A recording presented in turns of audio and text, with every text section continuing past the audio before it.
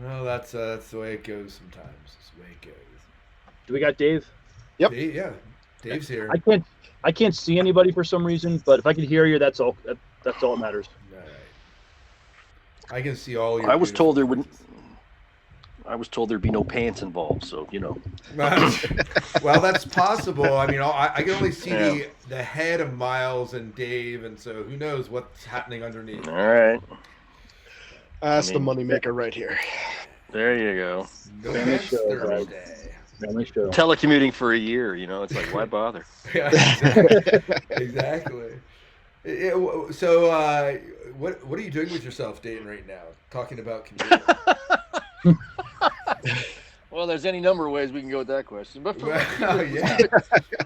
let's keep it family friendly. I hear you. So the only thing I know is that you're teaching your daughter how to play Russian the piano. That's all. Yeah. No.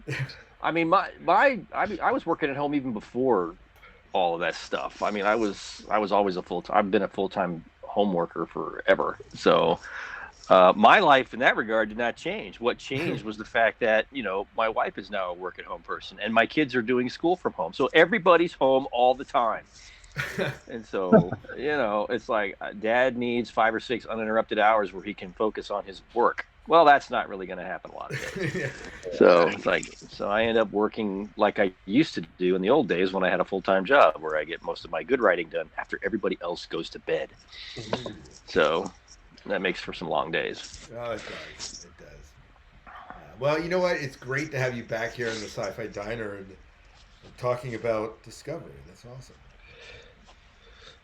So, Well, let's see. We got all kinds of stuff to talk about. So, Oh, yeah. I mean, because I'm not just doing the writing stuff. I'm also doing the consulting bit. So that's a wealth of fun stuff to talk about right all there. right. Well, so what we'll do, the way that I mean, you've been on the show before. We'll do our introduction. We'll introduce you. Miles will give you an introduction, and we're going to start by allowing you to kind of talk about what's going on in your world regarding writing, consulting, whatever you want to talk about, and then we'll move into Discovery. So, Okay. and maybe there's tie-ins to that anyways. So, Oh yeah, it's all connected. It's one big hairball on my plate. one big tribble. Let's go. It's all Star Trek all the time at my place. 24/7.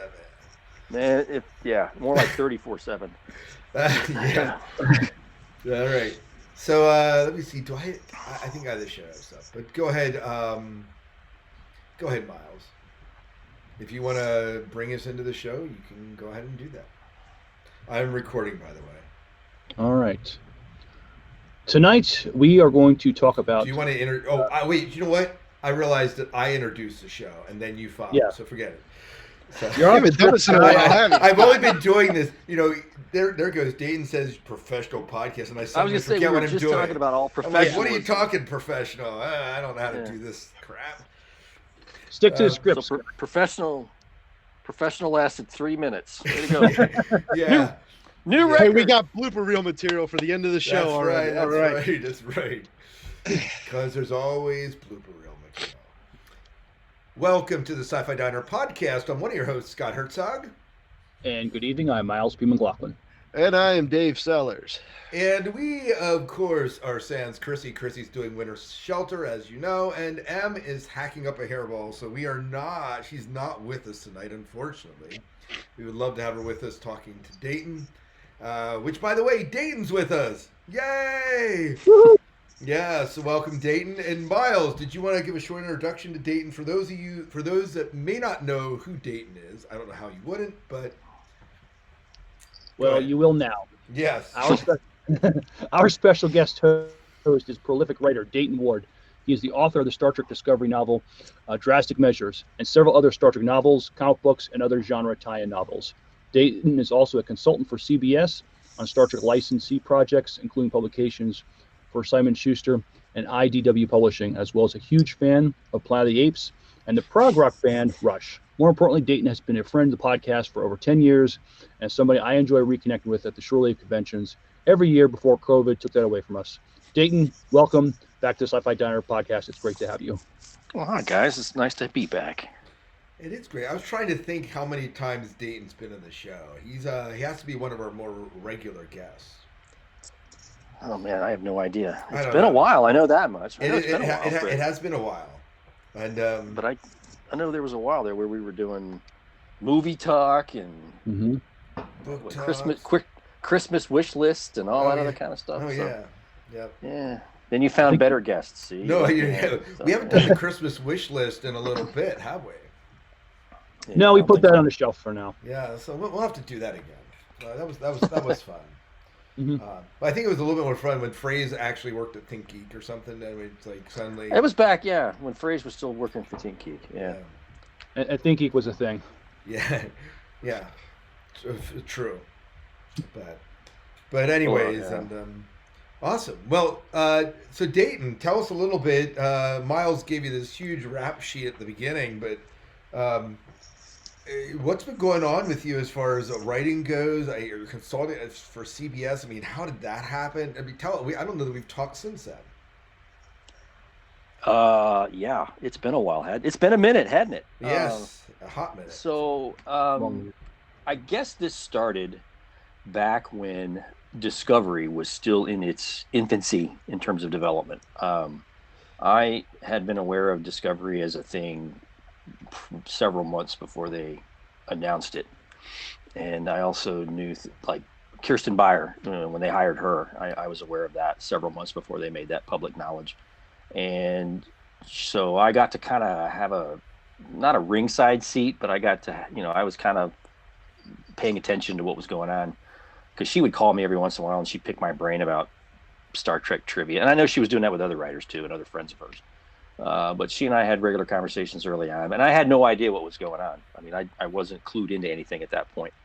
I just kind of knew, okay, she's asking me about Klingon this and Starfleet that and technological this and technobabble that. And so as it all started to come together, then I got approached by Pocket Simon and Schuster to write what was going to become the second Star Trek Discovery novel. So at that point, I got read in, and I got to read all the scripts and for the first season and see the production art and all of that stuff. So by the time they announced the book that I was writing, I'd already written it. It was already being edited, and I'd already been spoiled on the first season. So I knew all. I knew all about all the twists and turns that the first season takes for people who are listening to this and have not yet watched it. So that's because that's my most frequently asked question is, did you know about Lorca or something? I'm like, yes, I knew about all of that. And then what year is this now? It's 2021. And it's been 100 years since then. So 2019 is when CBS hired me to kind of be a consultant as a go-between between licensing and the writer's room on Discovery and then later Picard and different licensees. So like Simon and Schuster, IDW, and other licensing partners who were doing Star Trek, tie-ins that are story-driven, like narratives. So games, comics, that sort of thing, books, anything with a narrative that tied into the new shows. I was sort of like a liaison. I would read their pitches, read their outlines, read their manuscripts, and look at the art and make sure that it was consistent with what the show was establishing. And then that sort of kind of ballooned out as each new show was announced. Because how many do we have now? Like 100 different shows that they're producing right now? I know. So as every new show gets added, my work sphere increases. So now I'm reading scripts for all the shows. So including Picard and Discovery and Strange New Worlds and Prodigy and Lower Decks and stuff that they've talked about but still kind of in the ether. And then also so dealing with the licensees and also doing basically whatever John Van Citters wants me to do and doesn't feel like doing himself. So I get a lot of review work for different types of brand expansion or brand development. That's the name of the group is CBS Global. It's Global Franchise Management and Star Trek Brand Development. So anything that expands the Star Trek experience beyond what's on TV and on film. That's sort of what they do. So theme, and that could be anything. That could be theme park attractions, museum exhibits, art shows, which you've seen some of all of that already at different places around conventions and stuff. So chances are I'm behind the scenes in a lot of that somewhere, even if it's just reading over it and offering thoughts to whomever. even if they don't take my note. I'm like, okay, this is cool, or they need to trek this up a little bit over here, or that kind of thing. So yeah, it's 24/7, all Star Trek, all the time, all flavors in Ward manner. And so this is a full-time job for you now. Basically, it's a full-time. It's not quite a full-time job, but it's the biggest part-time job I think I've ever had, because there are days when I might not do much at all, except maybe read a couple of emails and comment on something, and then there's days when everything drops, like like example, the first Monday after the holiday break, that kind of thing. So it's just it ebbs and flows, but it's by no means boring, and I'm getting paid to play with Star Trek. So what's there to complain about? Exactly. I mean, this is like a dream job for you, Dayton. It's a bit of nuttery, yeah. It's too bad you hate Star Trek, though. I mean, it's unfortunate. Yeah, I was more of a Star Wars guy, so I kind of got screwed on that deal. No, if only it were Planet of the Apes. Come on. Yeah, really. No, I mean it's fun. It's fun to. And I'm not a decision maker or anything like that. Like, I don't point out something in a script and they change it. It doesn't work that way.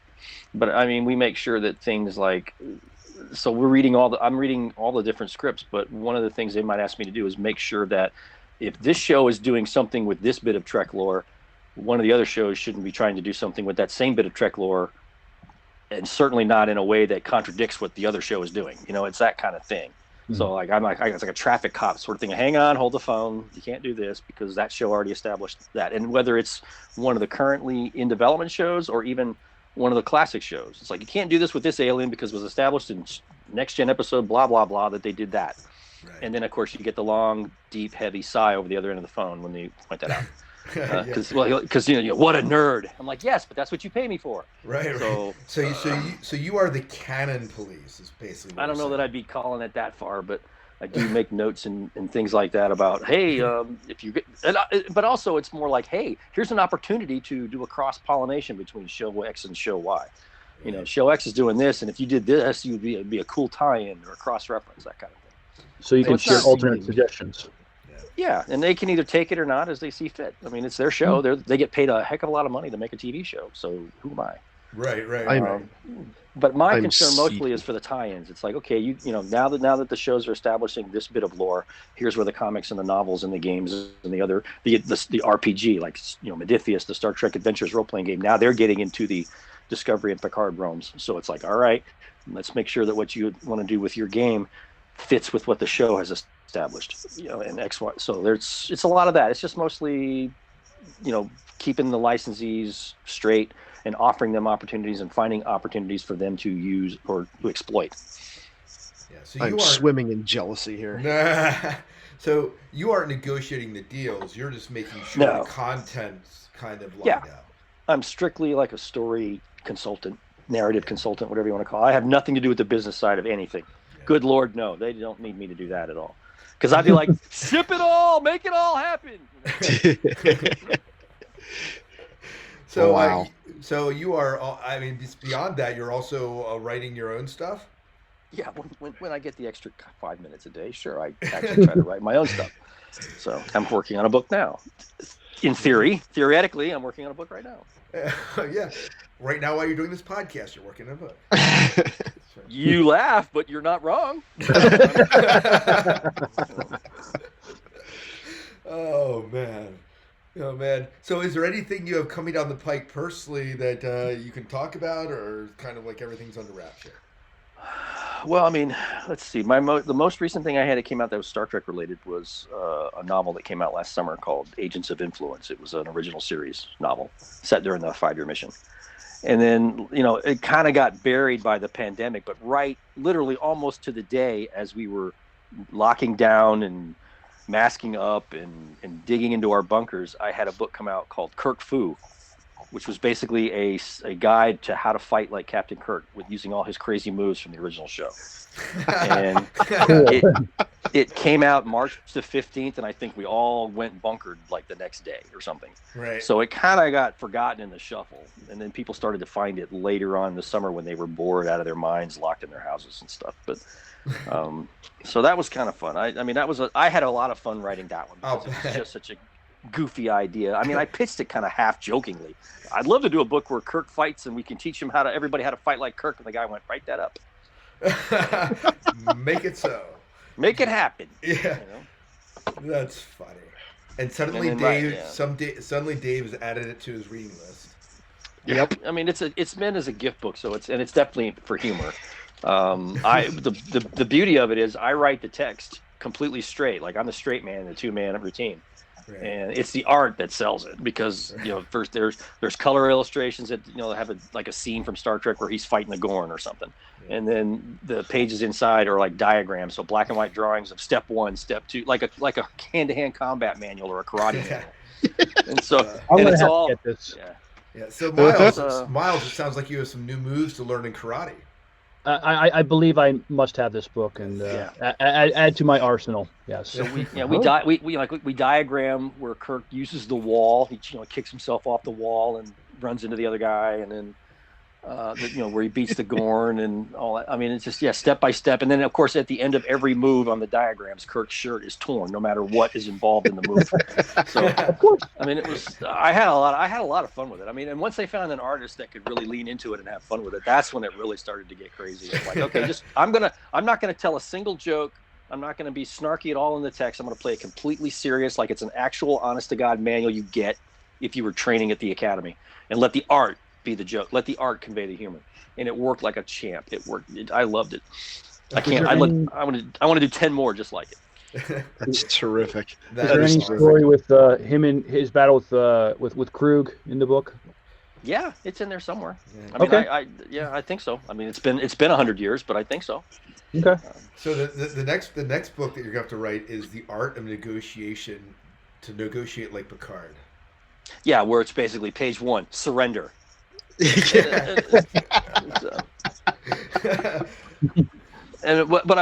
didn't get a chance to do it because again the pandemic. But I was gonna write a piece for the publisher's website because they have a blog and they usually have the authors contribute something on the release day, to time out with the date of the book of the release. And I was going to have an extra move that was not in the book, and basically it's just Kirk talking a computer to death. I was going to have a diagram sequence where he's just like talking to the computer, and the last diagram is the computer blowing up. And I think I called it Firewall of Fury or something like that. I don't know what it's called, but. Oh, well, Kirk's verbal kung fu is just as impressive as his physical kung fu. Yeah. So absolutely. I didn't get a chance to do that. So maybe the next edition, maybe the second edition of the book will add that in. That's awesome. That is funny. That is funny. Well, I guess we should maybe talk about Discovery tonight, since that's why we're here. Oh, sure, if you want to. Miles, why don't you lead us into this? We're in particular, for those of you that have been following the pilots, and then I'm going to hand it over to Miles to kind of introduce this. We've been doing pilots of various shows and then gotten this kick where we began to do all these Star Trek pilots. And so we're now up to Discovery, and next one will be what? Picard, and then Lower Decks. Yep. And who knows what will be out by then. But the Dayton knows, but he's not telling. But so Discovery, we've been going through the pilots, and we've been looking at pilots saying, number one, how does a pilot hold up? Which will be easy with Discovery; it's fairly current. But also how the pilot sets up the rest of the show. We're looking at what it establishes as far as the longevity and how it played into the greater show. And so these are kind of the ways we look up what we liked about the pilot, what we didn't like, and so on. So Miles, why don't you go ahead and take it away? All right, so just a very brief introduction. While patrolling Federation space, the USS Shenzhou encounters an object of unknown origin, putting First Officer Michael Burnham to her greatest test yet. So we're looking at the first two pilots, the Vulcan Hello. Well, we're going to have to the conversation will be, are these really pilots or like a prelude? But because we don't see the Discovery till the third episode. What we see is the Shenzhou in a Vulcan Hello and Battle of the Binary Stars. Burnham's post before she gets posted on Discovery. All right, very good. So where do you guys want to start? I just remember the buzz when we first heard that we were going to get Star Trek to come back to the small screen. That was kind of huge. And this was also, I guess, CBS's their first foray into they're having a streaming channel, and I guess Discovery would be like the first. They were kind of banking. They were banking that Discovery Actually, would go ahead, Dayton. no, I was going to say, actually, it's their second. It was their second original program that they created for that platform. The first one was a sequel to a show they had. It was a show on CBS called The Good Wife that was on for several years. It had I always mangle her name. Juliana Margulies was the star. Okay. And it was I think she had divorced her husband and become a lawyer, and so it was a lawyer show, and it ran for several seasons and was very popular. And so they did a sequel to that show, not with Margulies, but with several of the other characters that got brought back. So like Christine Baranski played a role on the original show, and she's the star of the sequel. And that was their first shot at a piece of original programming for CBS All Access, and it proved to be very successful. But Star Trek was already in the planning stages at that point. I don't know if it was always envisioned to be a streamer or if they decided to take their chance with a streaming after the success of The Good Fight. I think it's a little bit of both, because Star Trek, it's not the first time that they've used Star Trek to try to launch a different type of TV. If you think about it, they originally planned that in the 70s when Paramount wanted a TV network, and then they scrapped that idea for the first movie, and then they did it with UPN and Voyager in the 90s, and so this is where people are going to watch TV now, is streaming. So it makes perfect sense that Star Trek stake a claim out there on that platform in that space. See, I thought for some reason I thought Star Trek was kind of the catalyst. They were kind of banking on Discovery to help really launch CBS All Access. I think it's definitely. I think once they made the decision that it was going to be on the platform, then they went all in terms of putting a lot of faith in its ability to drive eyeballs to the service. Absolutely. And seems to work, because they keep announcing new Star Trek shows. It's been 5 minutes. Have they announced another one yet when I wasn't looking? Yeah. So you say that, but we were joking, but it's like I have to expect another announcement to come. I don't have any specific knowledge of it, but you just never know with these guys. They're sneaky that way. Yeah. Well, we know we're going to get Strange New Worlds probably sometime next year, maybe 2022, and then there's the Section 31 show that's been talked about, and Prodigy. That's going to be on Nickelodeon. It's going to be like a kids Star Trek show. It's going to be on Nickelodeon, but I can't imagine it's not going to wait very long to get ported over to the service. That would make sense. I mean, those are the kind of stuff that about. But there's I've not been to their offices, but I can imagine there's this big whiteboard somewhere in the offices of Secret Hideout where they've got all these different ideas on what might be a good Star Trek show. Mm-hmm. And I don't know how serious the conversations are. I don't know how in depth they are, but I mean, for every one that about, there's probably 2 or 3 that at least been considered as possibilities.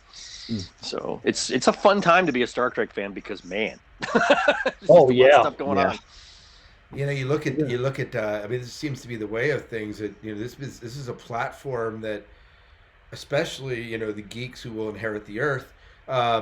This is a platform. CBS has tapped into something that Star Trek fans have been longing for, and it's pretty. With Picard and with Discovery, you have some pretty solid Star Trek being produced. Disney, of course, doing with The Mandalorian, and then The Mandalorian spurning a bazillion different shows that are coming out, and it's definitely a smart move if it's gonna. Because otherwise, if they only produce Discovery, people are going to tune in Discovery, and then they're going to unsubscribe until the next Discovery comes out. So. Their ultimate goal is to be able to put out a new episode of Star Trek every week. That's the ultimate holy grail goal, is to every Thursday night there's a new episode of some show that's called Star Trek dropping, and you got a hint of it, you got a taste of it last fall and into the winter when we got 23 straight weeks across 2 different series. Yeah. And if the pandemic had not derailed production, we might have very well kept rolling. So Discovery season 3 would have completed, and the next episode, the first episode of another Star Trek show, would have come the following Thursday. In a perfect world, we may get it'll probably take them a while to get back into that groove where they're ready to do that. But what's heartening is that the writers have not stopped. I mean, they have been furiously writing in their, it's all remote. I think they're all working at home, but I mean, the writing has continued apace all year. But what they've got is the luxury of being able to take their time. It's it's much more deliberate, and if they decided that they want to do something or try something, experiment with something, there's no pressure to meet a delivery date for air, because things are being ramped up very slowly due to the pandemic having such an effect on production. So they've got the time to kind of just let it percolate and figure it out. So I mean, it's been fun. It's been interesting to watch. Well, even Discovery was delayed. I mean, if I remember correctly, we were supposed to get it in 2017, but I guess with the shakeup with Brian Fuller. Well, it ended up coming out in 2017. It was supposed to come out in 2016, but it got pushed to 2017. Oh, okay. But yeah, it was. Well, I mean, it's been forever now. Yeah, because my book came out in 2018. The book and the show had already been on. So, yeah. Okay. What year is this? Yeah. I don't even know. Am I wearing pants? Yeah. Come on, I haven't worn pants since March. So.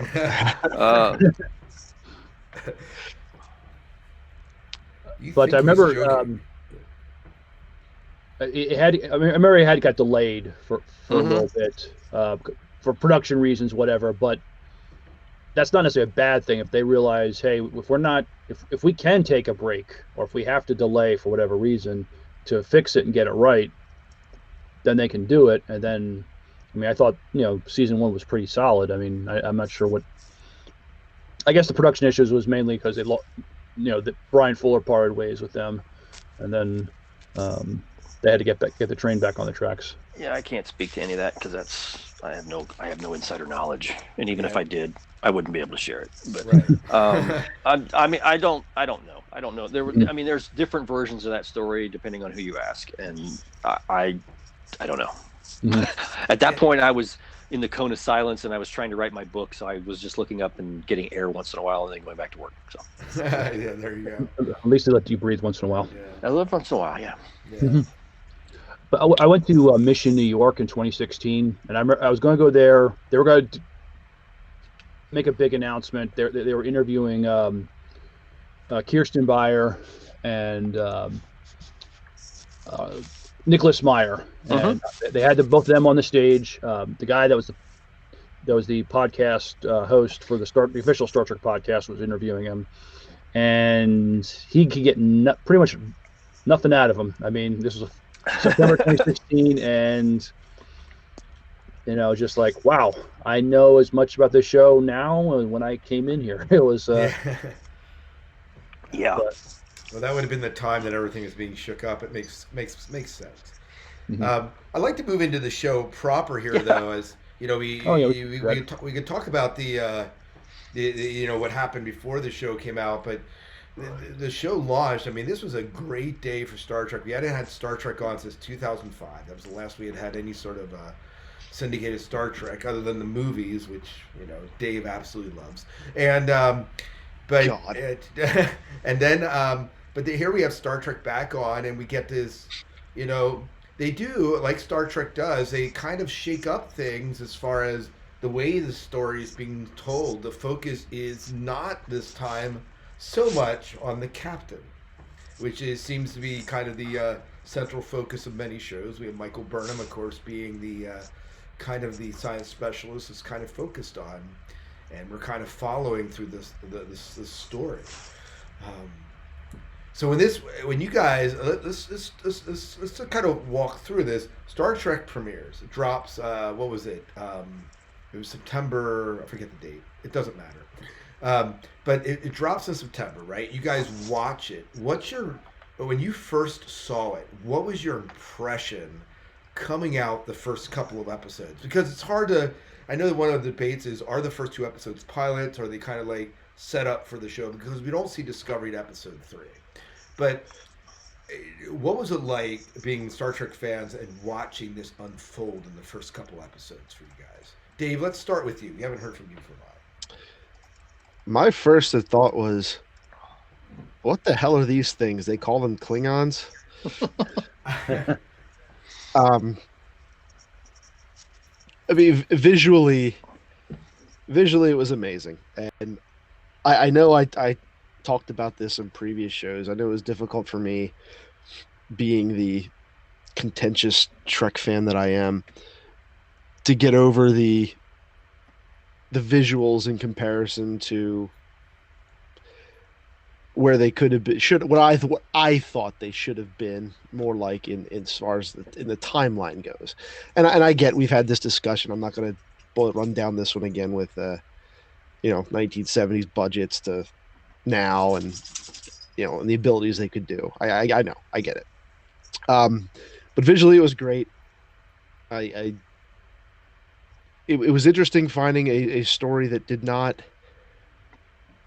was not focused on your captain being the center of the world, and the ship not even really being a character like the Enterprise wound up being, right off the bat.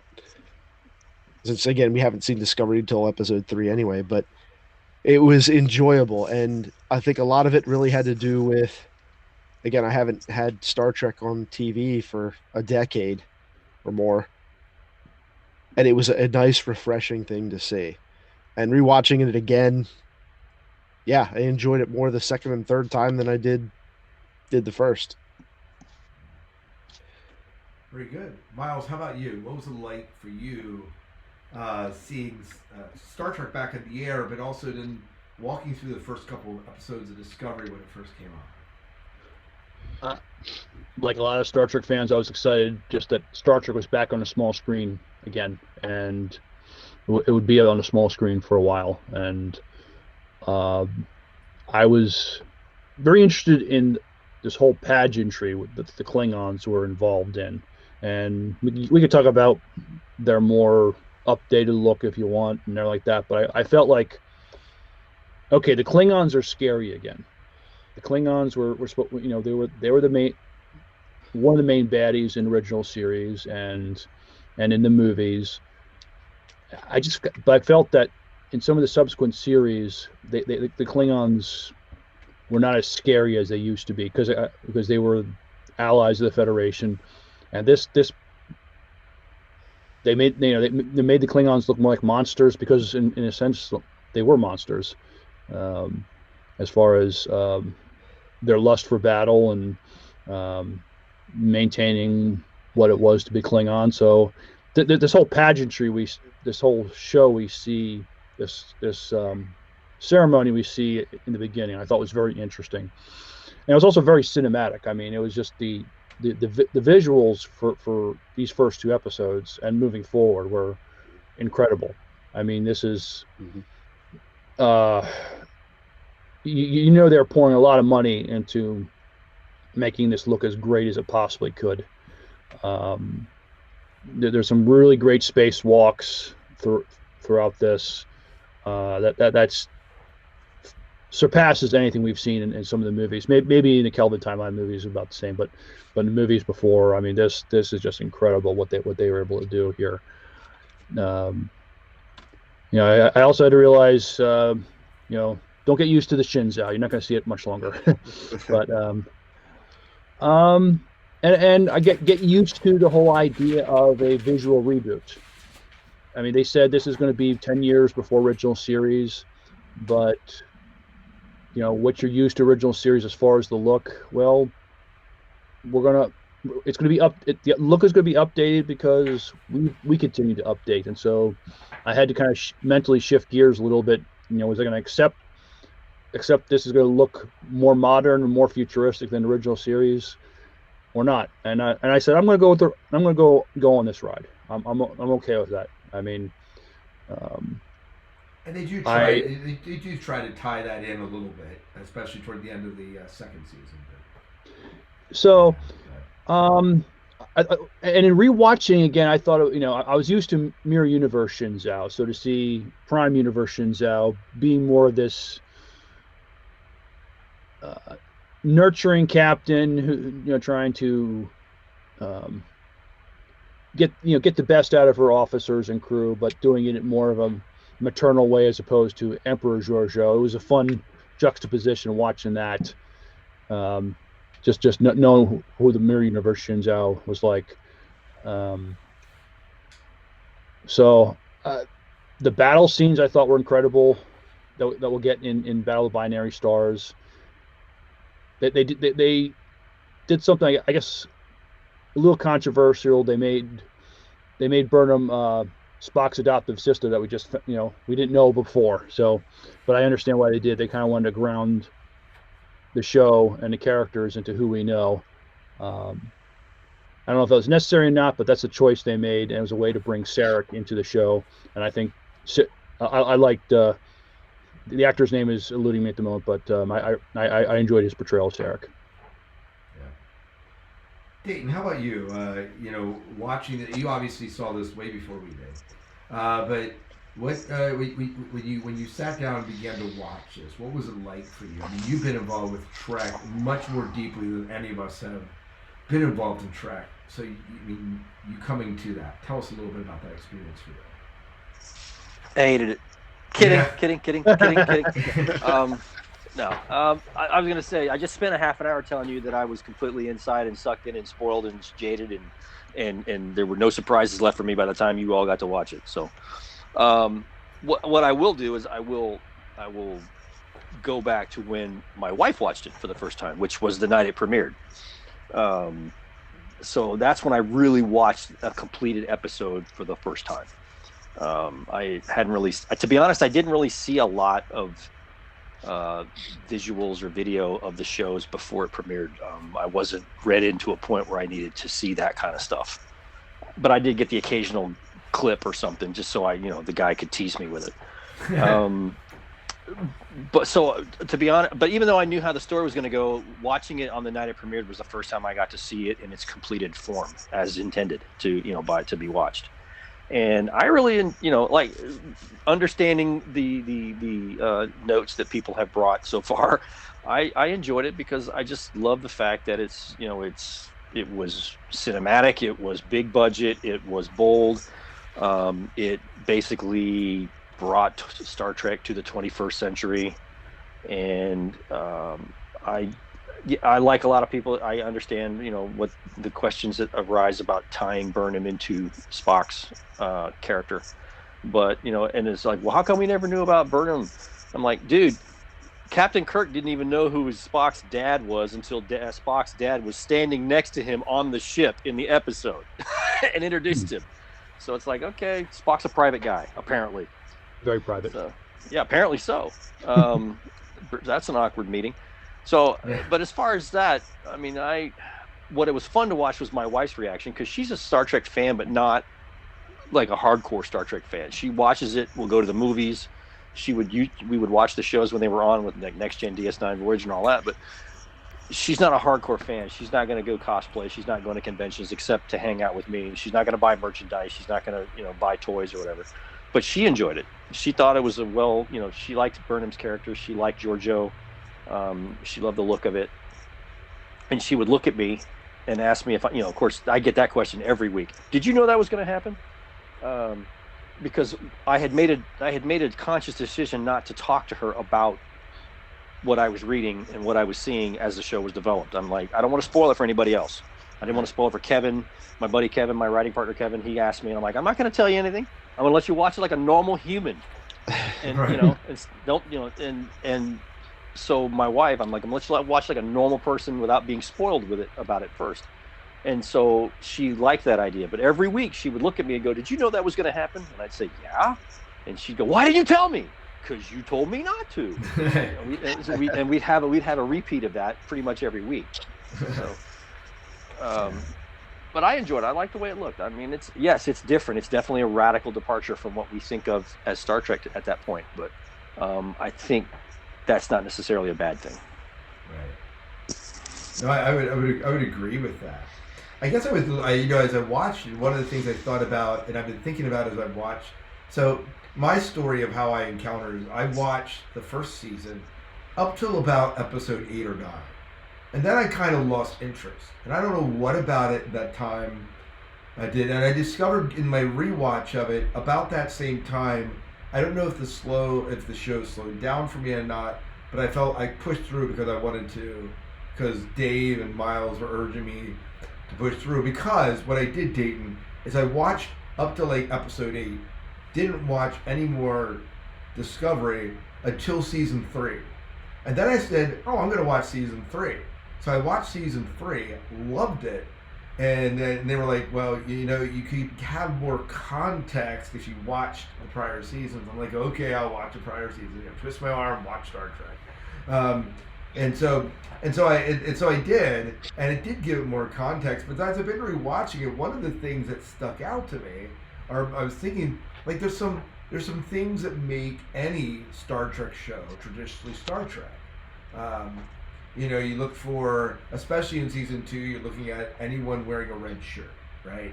You're looking at like the way they pan across the crew of the Enterprise. Those crew shots that they do on the bridge that are traditionally Star Trek. Are there things and anyone can speak here? Are there things that make this feel like, oh yeah, we're definitely watching Star Trek?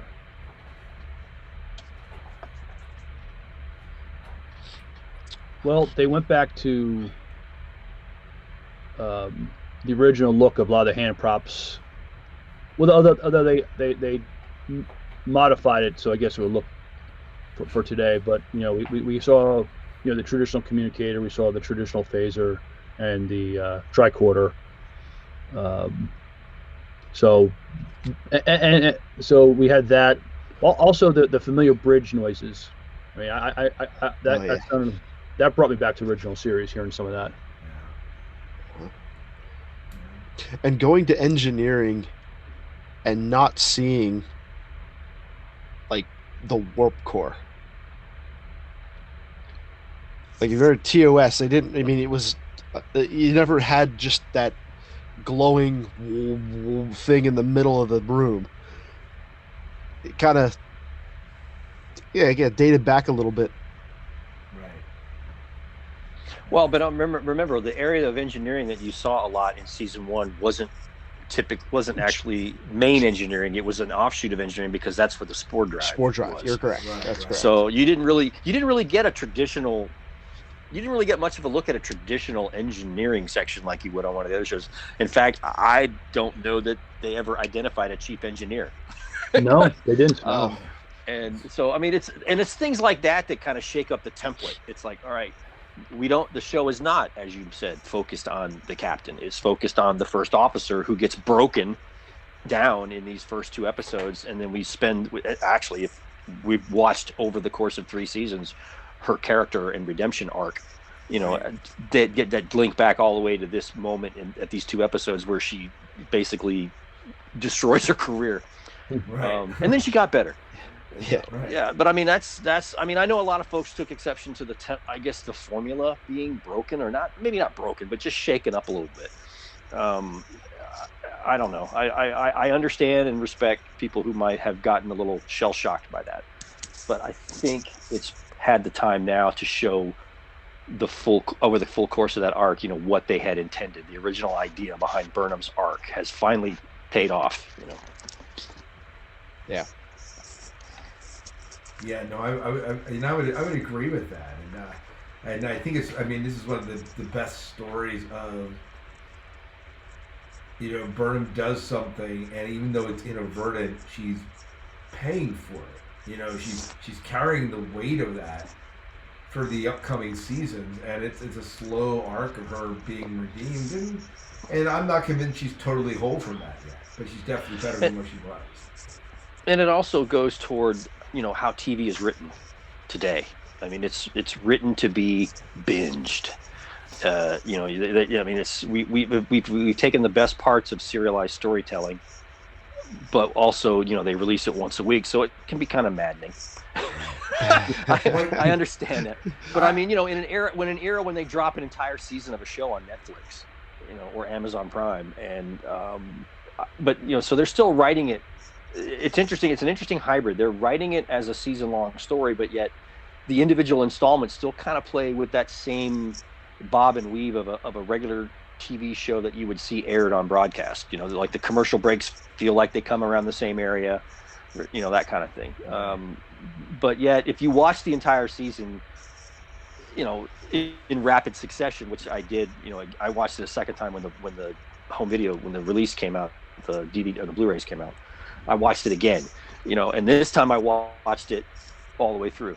And so it does, I think it plays better when you watch it several episodes in one sitting. Not necessarily the whole season, but 3 or 4 in a go. I think maybe the bits and pieces that you're supposed to take with you from one episode to the next resonate a little better. It's kind of like watching 24. When every episode was a cliffhanger for a year or for a season, but yet when you watch 4 or 5 episodes in rapid succession, you're like, okay, it all makes sense now. I get why he did that in episode 1.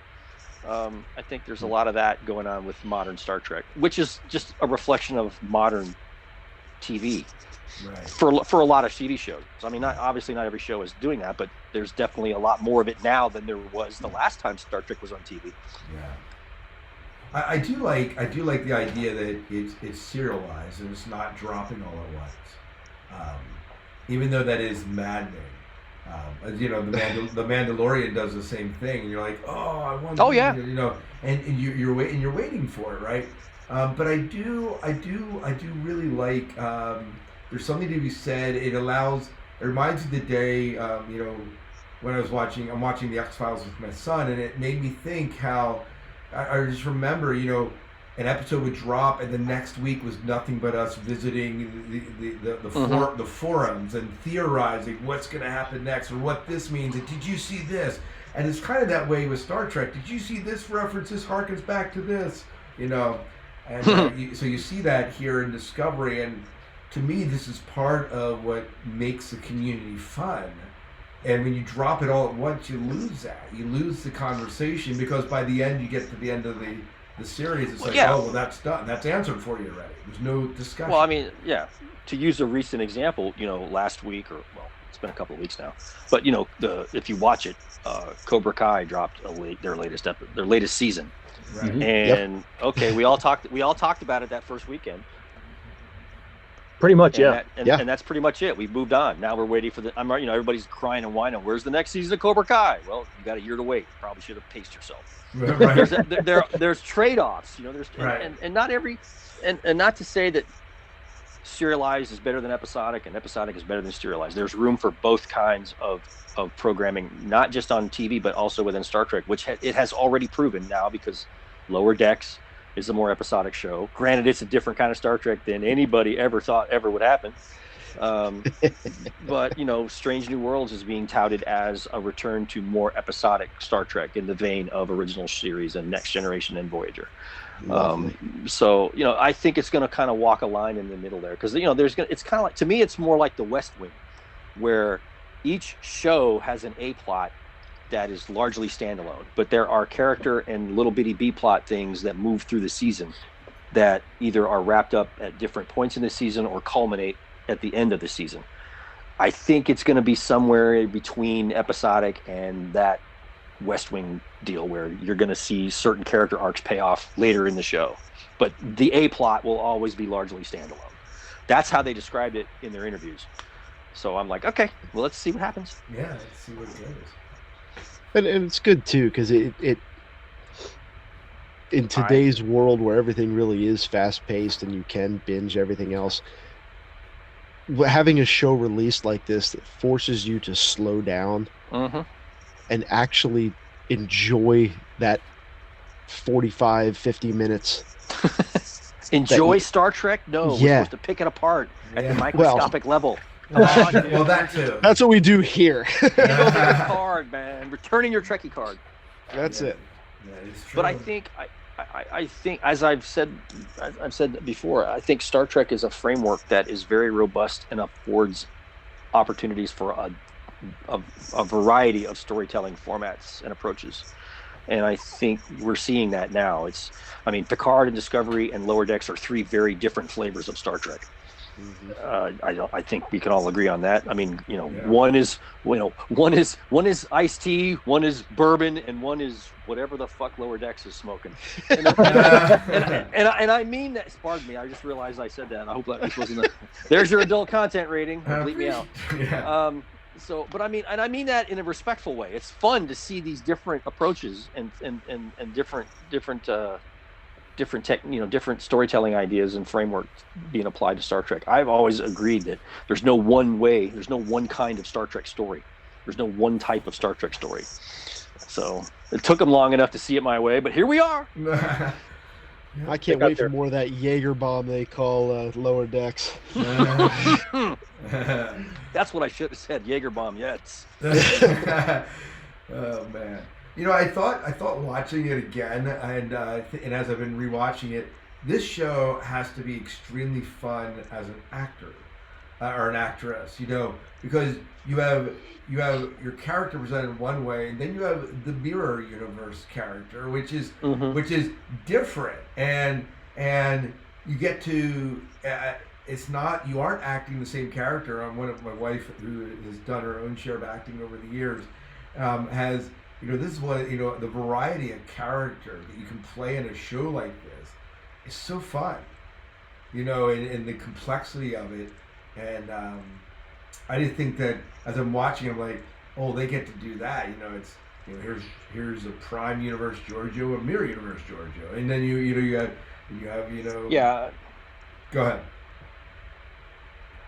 No, I think I would love to. I'd love to talk to Michelle Yeoh about playing the two different Giorgios, because it seems to me, watching her play the mirror version, that she's having way too much fun. I mean, because she normally doesn't play that kind of character. I mean, if you look at her resume, she generally doesn't play the bad guy, so to speak. The villain.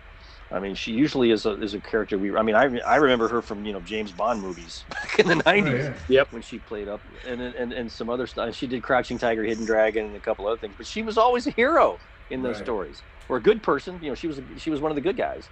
Right. Whereas now, I mean, she gets to chew the scenery and be evil. And I think if you asked an actor, they would like, I like playing the bad guy because I don't have to be I don't have to play by the rules. I don't have to be a decent sword. I can just be evil. I'm like, all right, cool. There you go. Whatever. I thought about that. I think she'd probably have a lot of fun. I thought about that with the actor that plays like Tilly, right? Yeah. Those characters are so different. So different. Right. Oh, well, and even I know we don't see her in this episode. Oops, sorry, Miles. Oh, it's all right. Just Sonequa Martin Green, when she got to play the mirror universe version of Burnham, I mean, she was over the top crazy.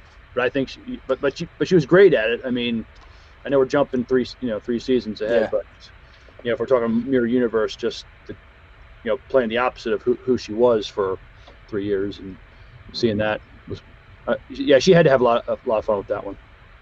I was going to say, I know we're stepping out of the box with respect to what episode we're talking about, because we don't see Tilly until episode 3.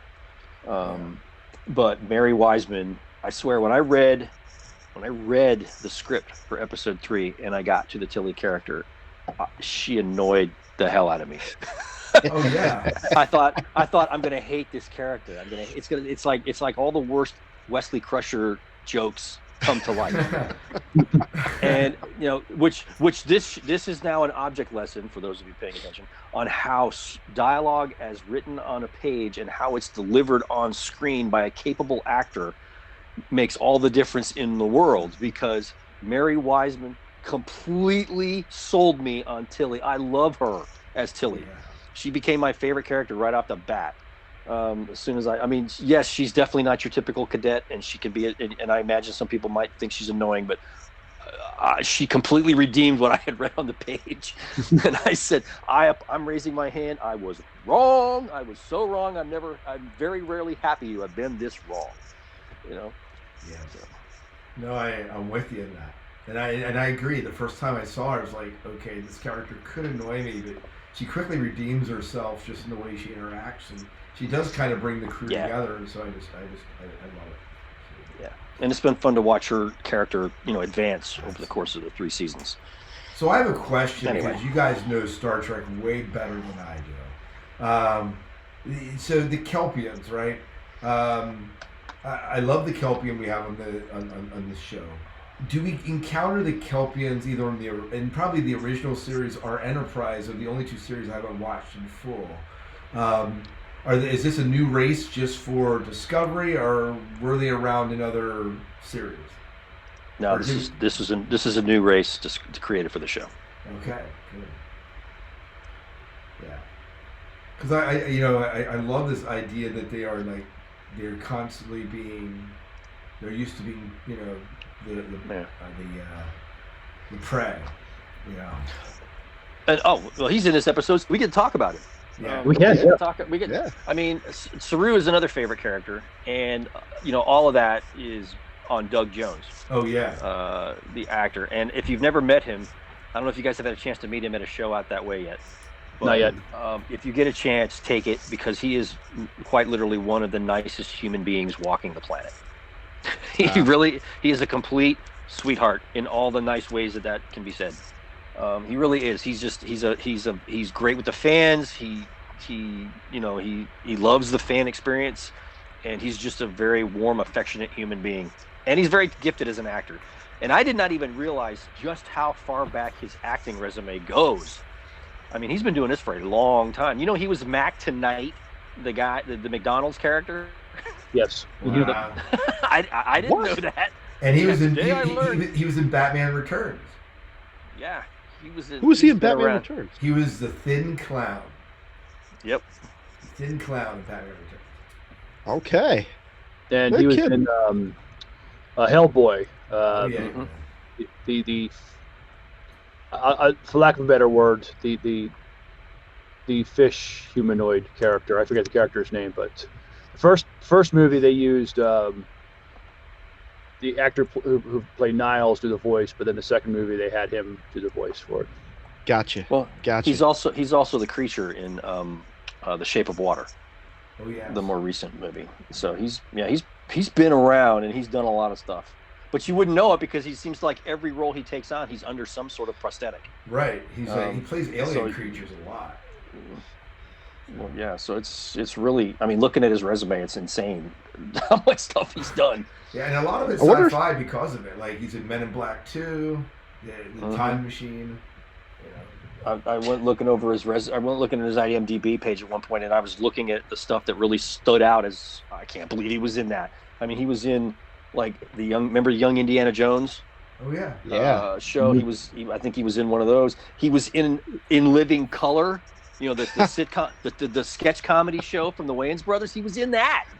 Jeez. What? First of all, how does a 7.9 foot white guy hide on that show to the point where I can't remember seeing him? Exactly. But apparently he was in that. I'm like, I gotta go back and try to find that show. Yeah. So, but it was funny. I mean, his resume is so long and so varied. It's just insane. And he was in Buffy. I think it's easier just to say what he wasn't in. Right, exactly. Yeah, it might be. He's just one of those actors that's just everywhere. So. And I like his character. Saru and Burnham don't get along. There is this Especially conflict. later on. Yeah. They're like And- siblings, they don't get along. They're like brother sister who hate each other. It really is. There's a grudging respect, but like you said, they still hate each other. So, I mean, what he has to say rather in the third episode is just, it's the one. It goes from one extreme to the other. In one extreme, he says she's dangerous, and in the other extreme, she's the smartest person he knows. There's two ideas kind of weighing each other kind of equally. So. I wonder if when he gets off set, he's out in public, he has to catch himself from walking with his arms swaying behind his back like that. I mean, that's talented to be able to just do that physically, repetitively. I don't know. I tried doing it at work the one day. It didn't work well. You look like, I was gonna say when we tried, it looks like we're sort of like we want to be fashion models. We're sashaying down the runway or something. It just doesn't. It doesn't have the same effect. No. That and my 6 foot, 280 pound body trying to do that down the hall looks really, really odd. It's like that, or trying to do that Kirk swagger down the hallway. It's like, just Oh, yeah. If you're not William Shatner, you can't sell it. Right, exactly.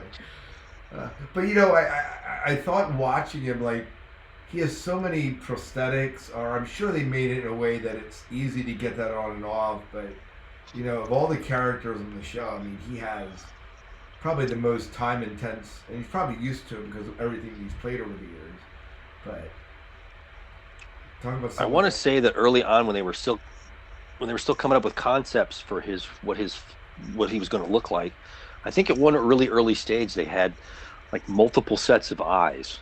Like he was going to have 8 or 10 eyes on his face, jeez. and I think they wisely went away from that. Not just because I'm sure it would have been hellaciously expensive to realize that realistically with CGI or whatever, but I think an actor like that, if you take away too much of their ability to emote through the makeup, then you lose something in the character. And that's something that Star Trek's always kind of done. It's like they don't, yeah, they might layer on a prosthetic and all that stuff, but there's still enough of the actor there visible that they can use their facial expressions and their eyes to sell that part. You can see the humanity, for lack of a better term, in their character, no matter how alien they are. So in other words, something for us to relate to, and I think that was a wise choice, particularly with somebody like Doug Jones, who can totally sell it. I thought it was great when we learn about his species and just says one of the things his species can do is sense death, and he says, "I sense it right now," and I just like, oh crap, Mm-hmm. Oh yeah. I felt like I felt it. I mean, he sold me that something bad's going to happen, and he, I, he does it well. I thought early on that was going to be something that they leaned into too much. It was going to become a crutch. Like, everybody would look at Saru, and if he was shaken, they knew they were in danger. Right. Kind of like Troy, I feel something, or he's hiding something. Well, like, no kidding. I mean, I guess it could be. It could almost have become its own trope if they weren't careful. Right. Yeah, that's true. And then they figured out a way to work that into his character, and then how he deals with that part of his his physiology is a plot point in the show. Right. So it ends up working out very well. They avoided falling into what I thought could have been a potential booby trap. Yeah, so we talked a little bit about the look of the show, the explosions and everything else to pull us in, and the story. As far as the first two, we talked about the first two episodes of many. I know that Miles, we talked about maybe doing this as a kind of looking at the first 3 episodes because you really don't see Discovery until episode 3. We often talk about a pilot like this and how it sets up, well, in this case, the rest of the season or even the rest of the show. What's your thoughts on how well this pilot set up the subsequent season and even maybe the subsequent seasons, plural? Dayton, we'll go to you first. Oh, well, I mean, I think it was necessary to show her hitting rock bottom, as in terms of her character's outlook on what was going to happen. I mean, her Starfleet career is over. She's a prisoner. She's she was once a well-respected officer. Now she's the bottom of the barrel, and nobody wants her, and they don't trust her. So she's starting out, like I said, at rock bottom, and then the rest of the season is about her. I don't even want to say completing a redemption arc. It's more like just getting her redemption arc upbeat, because if you look at it based on how she ends at the beginning or the end of the first season, there's still work to be done there.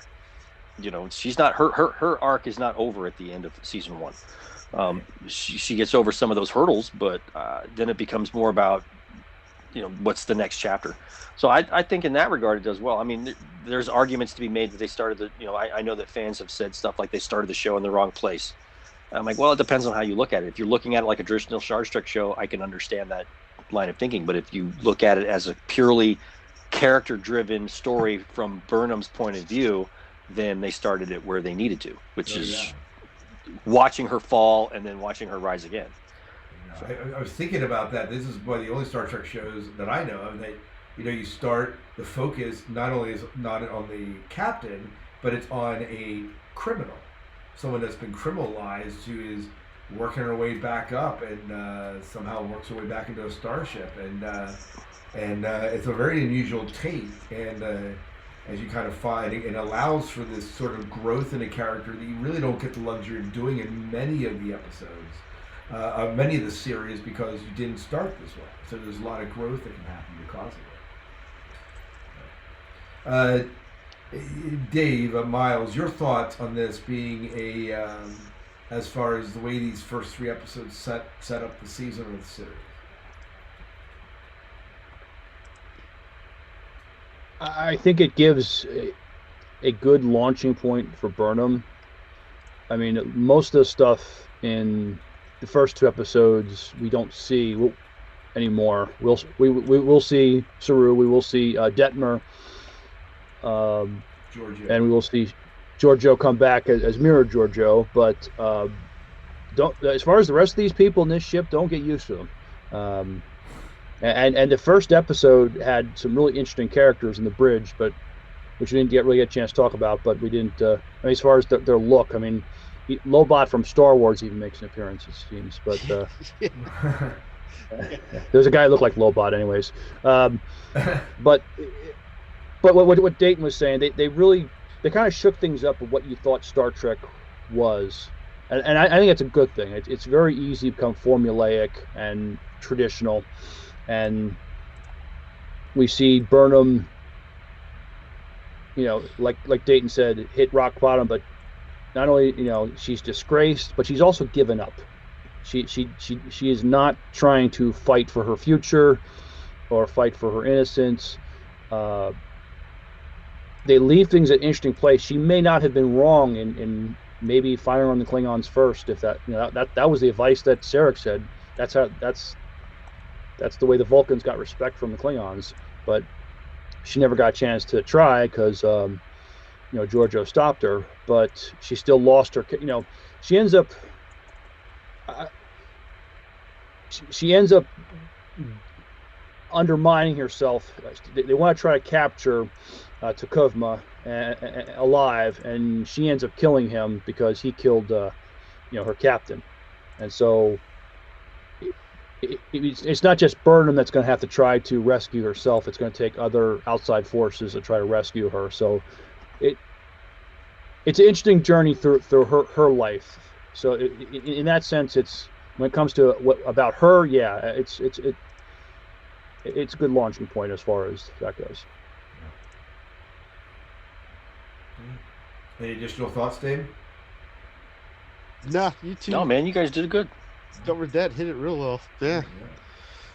So, Miles, Dave, Dayton, is there anything else we should be talking about as we look at this episode and look at it as it stands that we didn't talk about, or that you want to talk about?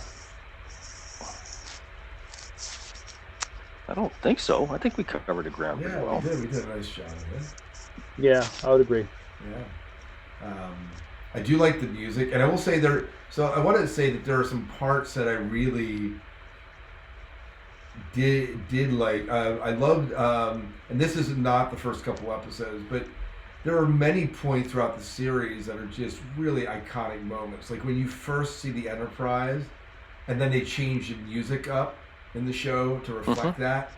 I loved that. And then they had, and then what is it? The next episode, Burnham's reading the opening lines of the dialogue. These are the voyages type of thing that they have going on, and it's just and it's changed, but it's all this harkening back. There's some nostalgia happening in the middle of all this, and it's just beautiful. I think they do a pretty good job of calling back to other Star Trek shows as needed. I don't think there's anything too gratuitous. I can't think of anything offhand that I would consider a gratuitous continuity nod, but I think Miles mentioned the throwback to the phasers and the communicators and stuff. I mean, I have been fortunate enough to hold the actual props for the phasers and the communicators, and man, they are some sweet. they are so sweet, those props. I wanted to run off with them. Yeah. They had them in Vegas, and we helped pack them up after the convention in Vegas that one year right before the show premiered. And I took the phaser, and it's not vacuum formed plastic cheap painted crap. It is a fully hefty. You think this thing can do whatever it is it's supposed to do. I mean, all the stuff moves, all the stuff whirs, all the stuff locks in together, and you can drop the magazine, which would be a power cell. And, I mean, it is a legitimate, that's awesome, honest to God, fully realized prop, and it just looks I should preface this. I am a diehard original series fan. I will go to the grave with that as my favorite show or my favorite version of Star Trek. But I love those new phasers. I wanted to sneak off of one. I was like, I can totally break his leg and run for it, and I would make it. But then when I saw later on the show when they finally gave us that hint of the Enterprise at the very last episode of that last scene in the last episode, I was just, for one thing, I love the way it looks on Discovery more than I like the JJ Films version of the Enterprise. Oh yeah. I think it is a nice, honorable update of Matt Jeffries' design. I think it does a fine job of bringing it to the now, but honoring the design aesthetic that he established and which continues to inform Star Trek to this very day. I think it's a great update. I mean, I in my head, I'm thinking if Matt Jeffries had the time and the resources and the technology and the money, I think what you see, that would be what you'd see. Something close to that is what he would have come up with even 50 years ago, if he had the kind of resources that we have to play with today. That he was able to do what he did with what he had just makes it that much more impressive, because you're like, not only did that design work 55 years ago, but it still works today. Yeah. You know? Yeah. Granted, it's updated, but yeah. The most beautiful ship in Star Trek right there is Discovery's version of the Enterprise. I love it. Far. I think it's fantastic. And the bridge, oh my God, when they finally showed it's beautiful. us the bridge, I'm like, again, if Matt Jeffries had the resources at his disposal that this crew has, I think he would have done something very much in line with what we see. I mean, it's amazing that they were able to do that. I understand why they made the changes they did, and I'm okay with the changes they did, because it just looks fabulous on a widescreen, high-def TV. I think it's a loving homage to what came before, but yeah, it's an homage. But I mean, there's no.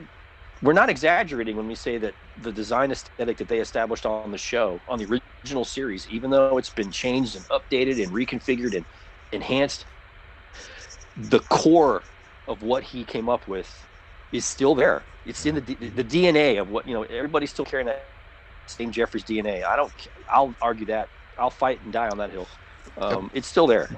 It's just been filtered through modern sensibilities and modern technology and modern visual effects capabilities. But you strip it all down to the chassis, that's still Matt Jeffries' ship.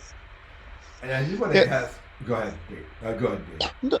Well, no, I was gonna say in the on the same line of design like that. I'd be interested to hear Dayton's thought on this one too.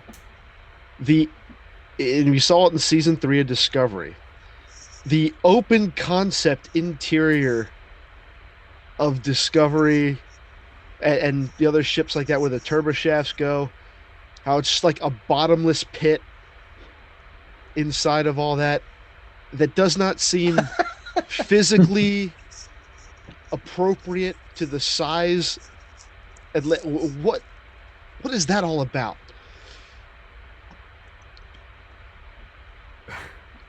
I got to be honest, I haven't seen that part of the season yet. Only be in its final form. I haven't seen it yet, because my wife is one of these. My wife prefers to binge, and she wants to watch 5 or 6 episodes at a time, and I just haven't had the time to devote to that. I'm like, you're gonna have to wait till after I'm finished writing the book, because I don't have 5 or 6 hours.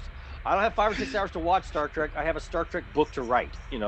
So I have heard the various takes on that, however, I have seen the short that has a very similar scene where it seems like there's a lot, but I also read a counter to that where apparently there's a lot more unused space inside a ship the size of Discovery or like the Enterprise D than we might at first realize. I mean, I guess we think about the inside of a ship and we think about it must be crammed wall to wall, divided by, sectioned off. All that space must be portioned off down to the last millimeter. And apparently that's not the case. And once I started thinking about it that way, I'm like, well, okay, I guess, but I don't know. I have to watch it. I haven't watched it yet. It's never been on any cross-section cutaway posters or diagrams that I've seen. Right, but you got to remember all that stuff is conjecture. we don't know. We don't know. Right. So it's in the authentic manual. It's in. No. It's got the Paramount stamp. It's real. I don't have a real starship to compare it against, so I have to wait. True. So you were talking about the props you were holding earlier on. I did want to just ask one more thing, and then I have something you were talking about when they harken back. But they're pretty positive in that. I have one complaint about it that I'm going to share, but I want to talk about the props first, since we were talking about that. Is there, Dayton? Do you know? Are these props, are replicas of these props available for sale online? I'm sure they are.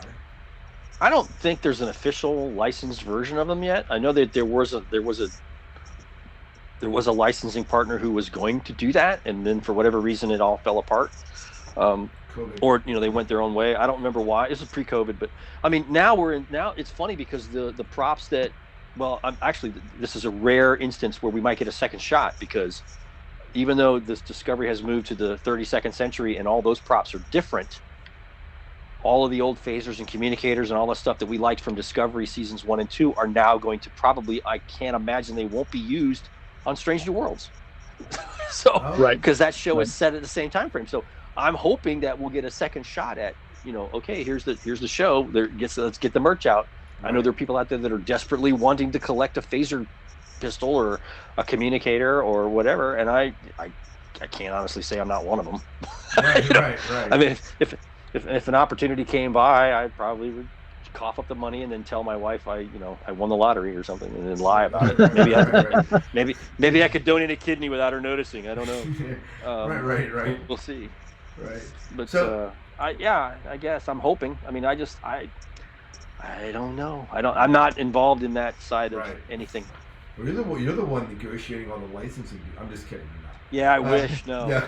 Hey, the other thing I want to talk about is, we mentioned about things that you like. One of the things that did bother me, and I understand why they did it, is they got so used to seeing Spock with a beard, and then the final episode that you see the Enterprise on, he comes out, shaves his beard, and I feel like it's an attempt at that point to channel Nimoy just a little bit, and for me, I'm like, I don't know that he needed to do that. Remember, though, that when Pike and Spock meet finally, and whatever episode it is in season 2, Pike is surprised to see Spock with the beard. He's like, basically, what's with the beard, dude? Looks good. That kind of thing. And then he comes back. I don't know that there's any regulation against having beards, because Culber has one, Riker had one, Sisko had one. It's not like even our current Navy, you can have a beard under certain circumstances. But I don't know. I think at the end they wanted to evoke the classic Spock look, which had not been given to us. It was I can't imagine it wasn't more than a bit of fan service. But just that whole leading up to seeing the Enterprise bridge bit was, they held that as long as they could, story-wise, so that it would be a great payoff. I think the same thing with Spock. That was like the last cherry on top of it all, was seeing him in his classic, in their version of a classic uniform. Yeah, absolutely. Very good. Well, I think we got to wrap up the show. We've been talking for a little bit over an hour here. But before we go, Dayton, I did want to give you a chance to. We talked about some of the books that you're working on. We didn't get details, of course, and some of the things that you've done. If listeners of the show say, you know what, this Dayton guy's pretty good. He seems to know what he's talking about. I want to read some of his stuff. Where's a place I can send them to find everything out about you, stalk you on the internet, but also that they can maybe find out places they can support you through buying some of your Star Trek books? You can always come to my website, DaytonWard.com, and that's where I have. It's kind of a landing page. I mean, it's basically the landing page for the blog and my social media links. And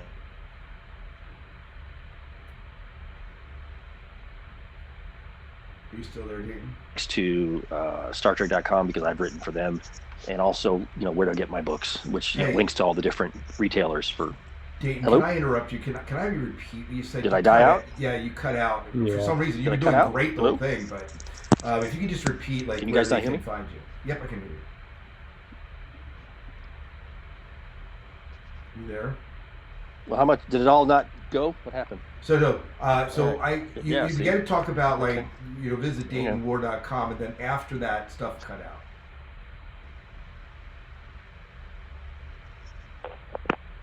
Can you hear me now? I can hear Yes. you now. Yeah. Okay, cool. All right, cool. I don't know what's up. All right, we'll try that again. All right, so you can come to DaytonWar.com, and that's where I have links to my blog and my social media, and StarTrek.com because I've written for them, and links to where you can buy my books.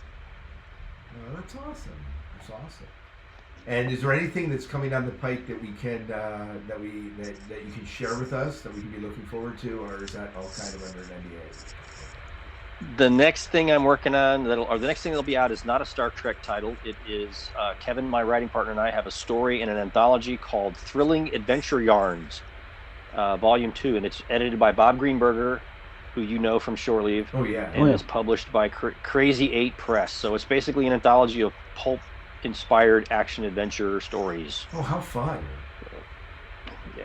So I think they're premiering it at the Farpoint convention, which I guess has just recently announced they're going. Have they announced they're going virtual? Yeah, they're going. Year? I don't. Yeah, okay. They did. Okay. Well, Bob's intention was to premiere the anthology at the Farpoint convention, and as far as I know, he's holding to his timetable as best he can, despite the fact that the con is going virtual. Awesome. Very good. Very cool. And everything else I'm working on is still under NDA. I can't talk about it. Talk about it. We have to shoot you. Got it. There you go. There we go. Something like that.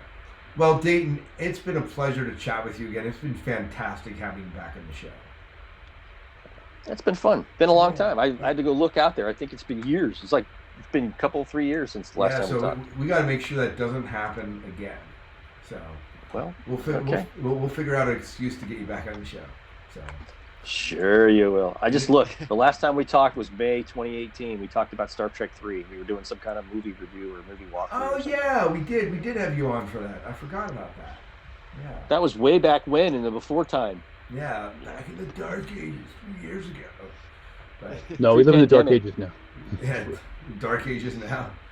But, all right, well, let's go ahead and wrap up the show. Our next pilot is going to be Picard, right? That's coming down in about a month. Yes. And Yes. we'll do a more general show with. I don't know if we have any interviews lined up, but we'll have to figure that out off the air here. But, all right, well, I believe that about does it. Miles, why don't you? Is there anything else we need to talk about? Or I think that's about it. No, right? we covered it. Okay, good. Well, Miles, why don't you take us out of the show then? Till next time, good night and good luck. We'll see ya. And go boldly. All right, Dayton, thank you so much for joining us tonight, man. Yeah, thanks for having me. I know we got a little off the rails there, but you know what are you gonna do? Yeah, hey, that was fun. It's our show, right? We do what we want, right? It's not my show. I don't care. No, whatever, right? I'm not the one who's gonna get the hate mail. I don't care. That's all right. That's all right. Well, it was fantastic. Right. It was fantastic having you back. We'll let you get back to writing if that's what you're going to do. Oh yeah, I can't wait. Oh yeah, can't wait. Can't wait. Right. I mean, they say the book's not going to write itself, but I keep waiting. You keep waiting. Someday they're going to create an AI that does it for you. That'd be awesome. You know, talk into the microphone or whatever. Yeah, all right. All right. I do have a question. Dayton, thanks for doing this. Thanks, Dayton. Do you ever voice dictate your books?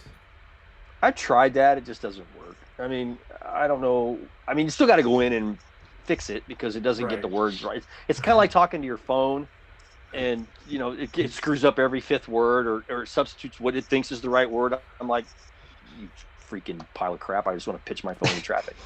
So I'm like, where the hell did you? And then of course, you know, autocorrect will just give up.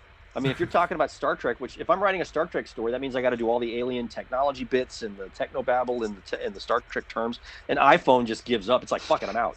I'm done. Like they're smoking in your hand. They're like, ah. But... yeah, I'm out. I'm done. I quit. I give up. I'm walking. You see the little gremlin that carves it into stone, like they used to show on the Flintstones, just hops out of the phone and walks away. It's like, screw it. Like I'm done. I'm done. Siri's like. I'm just not getting paid enough for this. That's right. All right. Thanks a lot, Dayton. Really appreciate it. All right. Take care, We'll guys. catch. All right. Good night, Thanks, Dayton. Dayton.